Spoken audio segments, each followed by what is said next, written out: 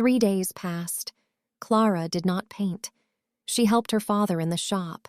She cleaned clockwork with a brush meant for sable, not brass. She ate meals she did not taste and slept in fits broken by dreams of two faces wearing one expression. Her father noticed something was wrong. He did not ask. František Novotny was a man who understood that some mechanisms need to be left alone until the tension releases on its own. He made her tea. He wound his clocks. He worked in silence while his daughter sat at his workbench and stared at the gears without seeing them. On the second morning, he said something unexpected. "You look like your mother did, before she died." She had the same expression, as if she could see something the rest of us could not, and it was beautiful and terrible at the same time. Klara looked at her father, at the lines around his eyes, at the collar of his shirt, buttoned high, hiding the scar she now understood. "Did you love her?" Klara asked. "With everything I had. Even though it was difficult?" František put down the clock he was working on. He looked at his daughter with the careful attention of a man who repairs precise mechanisms for a living and can hear when something is out of alignment. "Especially because it was difficult," he said. "The easy things do not need love. They take care of themselves." She did not paint because she was afraid of what she would see. Every painting she had made of Viktor had shown the truth. Two halves, growing clearer with each canvas. And in the last session, her paintings had done more than reveal. They had forced Viktor to remember attacks he had spent decades denying. Her art was a weapon, not a delicate one. It pushed against reality the way a hand pushes against a door. Each painting opened the wall between Viktor's halves wider. Each truth she captured on canvas made the lie harder to sustain. The bridge painting had blown out a candle. The portrait study had woken her father from a nightmare. The confession paintings had forced memories through a wall that had stood for 131 years. What would happen if she painted both halves at once? Not as two figures. As one? She did not know. And that uncertainty kept her sitting in the attic, staring at blank canvas for 3 days. On the morning of the 4th day, Samuel came with news. A 6th woman had disappeared. Anna Kovařová, the daughter of a merchant from Nové Město, the same merchant whose son Klara's father wanted her to marry. The disappearance was no longer a matter for gossip. It was a matter for the city watch. Posters were being printed. Women were being told not to walk alone after dark. Klara felt the guilt land like a stone in her chest.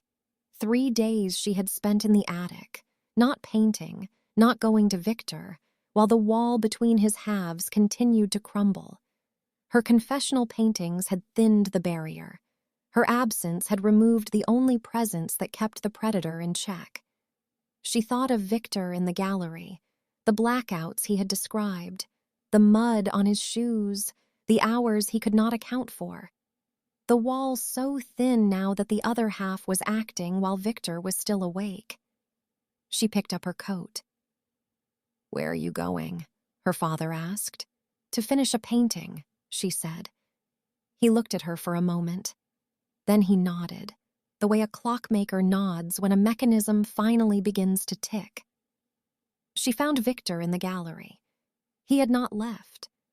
3 days, and he was sitting in the same chair beneath the same portrait in the dark. The unfinished painting from their last session still stood on the easel. Dry now. Viktor in a clockmaker's workshop, reaching for a sleeping man. He looked worse than she had ever seen him. The translucence she had noticed before was more pronounced.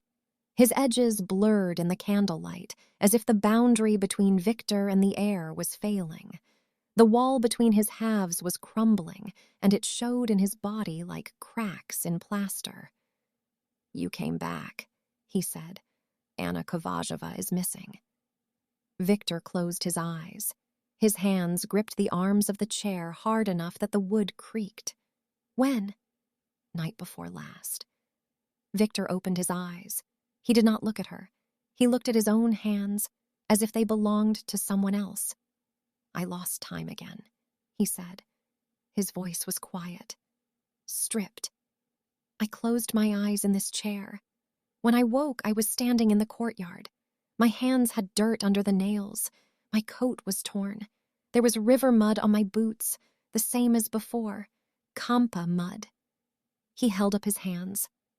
Klara could see the faint brown line beneath his fingernails that soap had not fully reached. I do not remember leaving this room. I do not remember walking to the river. I do not remember taking anyone. He paused, his jaw clenched. But I know, the way you know something your body has done while your mind was elsewhere. I know. Klara set up a fresh canvas. She lit candles, 7 of them, placed around the gallery like votives in a church. The confessions thinned the wall, Klara said. My paintings pushed memories through it. Every truth you told me made the barrier weaker. That is why the other half could act while you sat here. The wall is almost gone. Then we should stop, Viktor said. No more confessions. No more paintings. Let the wall rebuild. The wall is a lie, Viktor. You built it from denial, from stories about ancient evils and noble bargains. Every time you rebuild it, you are choosing to forget again, choosing to wake with mud on your hands and tell yourself you do not know how it got there. She looked at him, at the man who had befriended her father, who had attacked him in his sleep, who had walked Prague for 131 years, guarding and hunting, saving and killing, never whole, never entirely the villain, and never entirely the hero. I am going to paint you, she said. Not your past, not your victims, not the workshop, not my father. You, both of you, in one painting. She paused.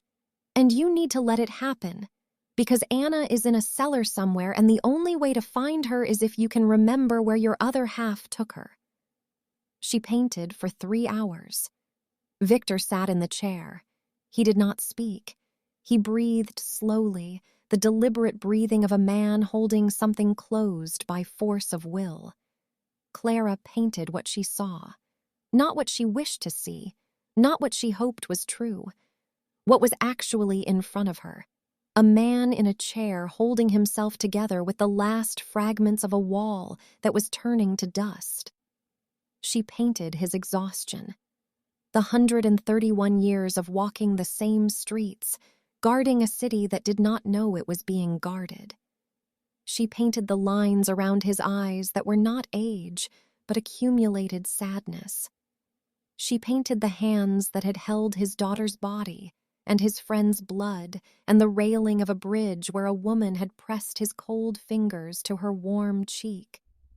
And she painted the hunger. Not behind him. Not as a separate figure lurking in shadow. She painted it in him, in the same eyes, in the same mouth, in the same hands.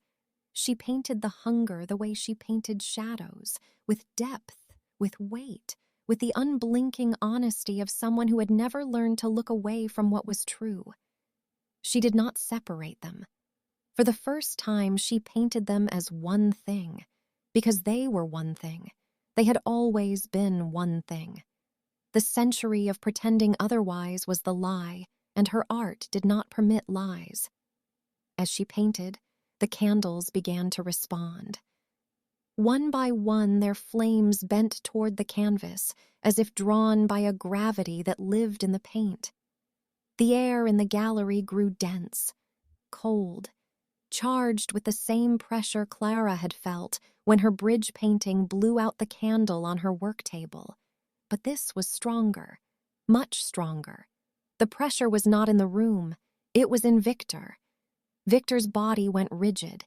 His eyes, which had been closed, snapped open, and Klara saw them flicker, absorbing light, reflecting light, absorbing, reflecting, back and forth, faster and faster, as the painting on the easel forced the two halves of him to occupy the same space. "It hurts," Viktor said. His voice was two voices, the weary one and the hungry one, layered on top of each other like harmonics on a struck string. "I know," Klara said. She did not stop painting. Then Viktor stood. He did not choose to stand. His body rose from the chair the way a puppet rises when its strings are pulled. His posture shifted. Shoulders squared, chin dropped. The hunting posture she had seen on Karmelitska and at the Church of Our Lady beneath the chain. The other half was surfacing. Not in a blackout this time, not while Viktor slept or looked away. In front of him, in front of Klara, forced to the surface by a painting that refused to let it hide. It took a step toward Klara. She kept painting. It stood 3 feet from her, close enough that she could feel the cold radiating from it, sharper than Viktor's cold concentrated, as if all the warmth in the room was being drawn into a single point of absence. Its eyes reflected the candlelight like an animal's. Its mouth was slightly open. It looked at Klara the way it looked at Prague. With hunger, yes, but also with something beneath the hunger that she had never expected to see. Curiosity. It was curious about the woman who would not stop painting. "You can see me," it said. Viktor's voice, but stripped of weariness, stripped of guilt, stripped of everything that made Viktor Viktor. Just the raw voice underneath. The voice of the thing that had survived the plague by wanting to survive harder than anything else in Prague. "I have always been able to see you," Klara said. Her brush moved. She painted the eyes as they were, reflecting light, not absorbing it. She painted them into the same face as Viktor's absorbing eyes. Both. Together. In one portrait. "He is afraid of me," the other half said. "I know." "Are you afraid of me?" Klara stopped painting. She looked up from the canvas and directly into the eyes of the thing that had attacked 5 women, bitten her father and taken Anna Kovazheva too, a cellar it remembered and Viktor did not. "Yes," she said, "but I am painting you anyway, because you are part of him, and I do not paint lies." The other half tilted its head. The gesture was inhuman. Too far, too slow, like a bird studying something it has not decided whether to eat. Then its face changed. Not the hungry expression fading, something else appearing beneath it. Something Klara recognized because she had seen it on Viktor's face on the bridge, and in the garden on Kampa, and in the gallery during the confessions. Loneliness. The other half was lonely too. It had been isolated for 131 years, denied, walled off, allowed to exist only in the gaps between Viktor's vigilance. It had never been spoken to, never been seen, never been painted, until now. "Come back," Klara said, not to the other half, to Viktor. "I need you both in the same place. I need to finish the painting." Viktor fought. She could see it happening in his face, in his body, in the way his hands opened and closed. Not fighting the other half away, fighting it in, pulling it toward himself rather than pushing it behind the wall, choosing, for the first time in 131 years, to hold the hunger rather than deny it. It was the hardest thing he had ever done. Harder than surviving the plague, harder than burying his daughter, harder than walking away from a clockmaker's door 18 years ago. Because this was not endurance, this was acceptance. The 2 sets of eyes stopped flickering. They did not become Viktor's eyes or the predator's eyes. They became something else, darker than Viktor's, softer than the predator's. Eyes that absorbed light and held it, the way a lake holds the sky. Klara painted those eyes. The last stroke. The 7 candles went out simultaneously, not blown, extinguished, as if the room had inhaled. The gallery plunged into darkness for 3 seconds. Then dawn came through the eastern windows. Viktor was on the floor, not collapsed, kneeling, his hands flat on the marble, his head bowed, his body shaking with the force of what had just moved through it. 131 years of denied memories crashed into his consciousness. Not in sequence, all at once, every face, every name.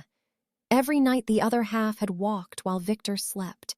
The woman on Nerudova Street in 1723, the boy near the river in 1741, the clockmaker sleeping in his chair in 1762, the taste of František Novotny's blood, the sound of Anezhka saying, "Run," and Anna Kovařová, a cellar.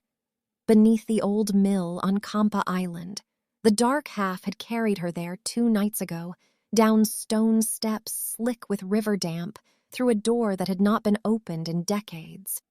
It had reached for her throat and stopped, because in that moment the wall had been so thin that Viktor's consciousness flickered through for 1 second. 1 second of recognition. 1 second in which the man saw the girl's face through the predator's eyes and said, "Not this one." The predator snarled and left. Anna was alive because, for 1 second, the man had been stronger than the monster. The price of wholeness was memory, not the abstract memory of guilt. The visceral, specific, unforgivable memory of every single thing the other half had done. Viktor made a sound, not a scream. The sound of a man absorbing 131 years of weight in 60 seconds. Klara put down her brush. She knelt beside him. She did not touch him. Not yet. She waited until the shaking subsided and his breathing became something that resembled breathing. "Anna," Viktor said. His voice was raw, new. "She is in a cellar, on Kampa, beneath the old mill. I can see it. The door, the stairs. She is alive. I can hear her breathing in the memory." "Then we go now." "She saw my face, Klara." "I know." He stood, slowly, like a man who has been taken apart and reassembled and is not yet certain all the pieces are in the right place. But on the marble floor, stretching from his feet toward the dark end of the gallery, lay his shadow.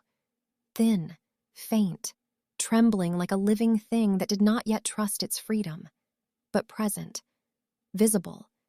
His. "Does it hurt?" she asked. "Everything hurts. I remember everything." "I know."